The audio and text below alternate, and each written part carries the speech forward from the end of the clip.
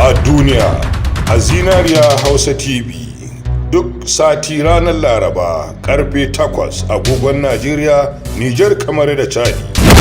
A duniya. Ni jaridar da aka raba shafin nan bai mun daɗi ba.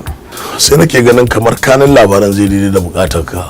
Haka ne, amma ba kamar yadda kai tsammani ba. Domin guguwar ta taso ta haɗe shi gaba ɗaya. Hakan ne ya jawo haɗewar farkonsa da tsakiyarsa. Kuma shafin ƙarshen shine cikamakin tsarin labarin, domin yayyana ta gaya mun yana gurinka domin kai ka yage shi. To ina da buƙatar ganin sa. Ban san inda zaka same ta ba. Ni ma tsintatta ne a hanya.